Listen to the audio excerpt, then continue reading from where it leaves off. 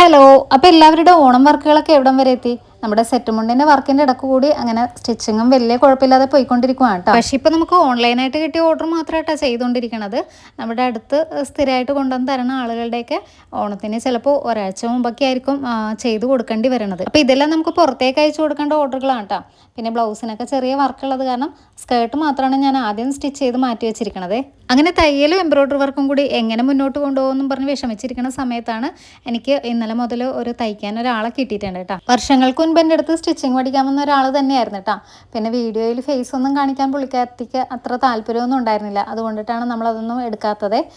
പിന്നെ ആളും കൂടി ഉള്ളത് കാരണം ഇപ്പോൾ എൻ്റെ സ്റ്റിച്ചിങ്ങിൻ്റെ കുറച്ചും കൂടിയൊക്കെ ഒരു തയ്യൽ ഭാരം ഒഴിഞ്ഞ ഒരു ആശ്വാസം കൂടി ഉണ്ട് കേട്ടോ എനിക്കിപ്പോൾ. പിന്നെ നമ്മുടെ സെറ്റ് മുണ്ടിലൊക്കെ കസ്റ്റമൈസേഷൻ ഇല്ലായിരുന്നെങ്കിലും ഈ ഒരു മുക്കുറ്റിയുടെ സെറ്റ് മുണ്ടിൽ പ്ലീറ്റ് വരുന്ന ഭാഗത്തേക്ക് വർക്കൊന്ന് മാറ്റി ചെയ്യാനായിട്ട് പല ആൾക്കാരും പറഞ്ഞിട്ടുണ്ടായിരുന്നു കേട്ടോ. അപ്പോൾ ഈ ഒരു സെറ്റ് മുണ്ട് ഓർഡർ ചെയ്ത ആൾക്ക് തന്നെയാണ് നമ്മൾ ഈ ഒരു സ്കേർട്ട് ആൻഡ് ബ്ലൗസും ചെയ്തിരിക്കുന്നത്. അപ്പോൾ അതിൻ്റെ നെക്ക് പോർഷനിലും ചെറിയ ഇതുപോലെ മുക്കുറ്റിയുടെ ഡിസൈനൊക്കെ കൊടുത്തിട്ടാണ് വർക്ക് ചെയ്തെടുത്തിട്ടുള്ളത്. അപ്പോൾ അടുത്തൊരു വീഡിയോയിൽ ബാക്കി വർക്കെല്ലാം കാണിച്ചു തരാം കേട്ടോ.